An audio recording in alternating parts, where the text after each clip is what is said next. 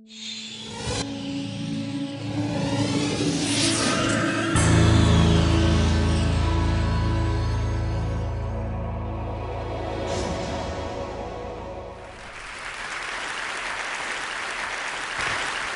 we all know the World Wide Web has absolutely transformed publishing, broadcasting, commerce, social connectivity.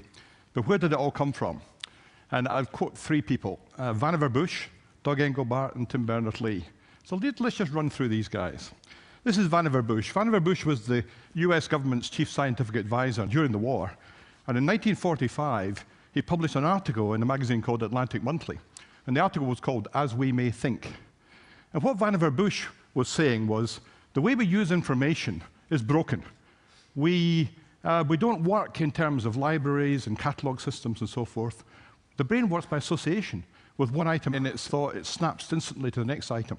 And the way information is structured is totally incapable of keeping up with this process.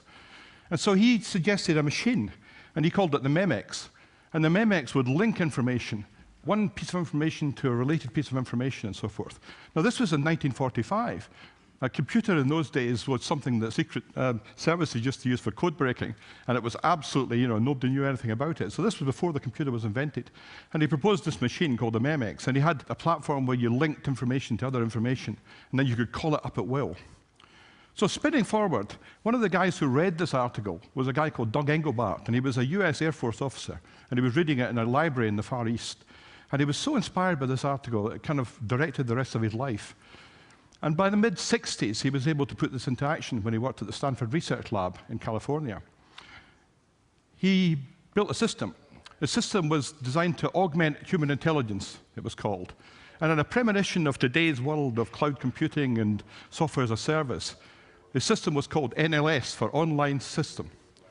And this is Doug Engelbart. He was giving a presentation at the Fall Joint Computer Conference in 1968. What he showed, he sat on a stage like this, and he demonstrated this system. He had his head mic like I've got, and he works this system. And you can see he's working between documents and graphics and so forth, and he's driving it all with this platform here, with a five-finger keyboard and the world's first computer mouse, which he specially designed in order to do this system. So this is where the mouse came from as well. So this was Doug Engelbart. The trouble with Doug Engelbart's system was the computers in those days cost several million pounds. So for a personal computer, a few million pounds was like having a personal jet plane. It wasn't really very practical.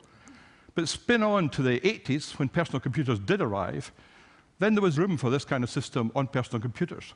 And my company, OWL, built a system called Guide for the Apple Macintosh, and we delivered the world's first hypertext system. And this began to get ahead of steam. Apple introduced a thing called HyperCard. They made a bit of fuss about it. They had a 12-page supplement in the Wall Street Journal the day it launched. The magazine started to cover it. Byte magazine, and Communications with ACM, had special issues covering hypertext. And we developed a PC version of this product as well as the Macintosh version. And our PC version became quite mature.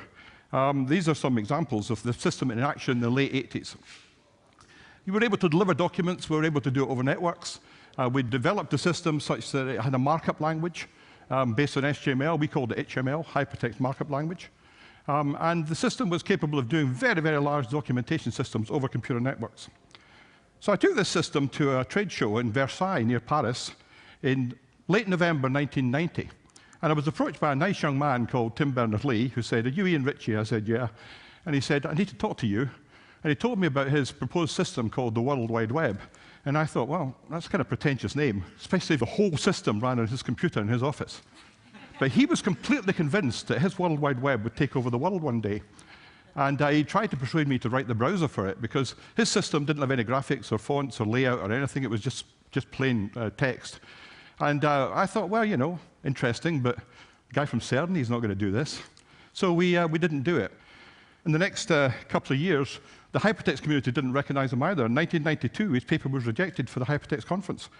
In 1993, there was a table at the conference in Seattle, and a guy called Mark Andreessen was demonstrating his little browser for the World Wide Web. And I saw it, and I thought, yep, that's it.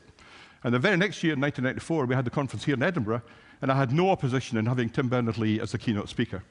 So that puts me in pretty illustrious company. There's a guy called Dick Rowe, who was at Decca Records and turned down the Beatles.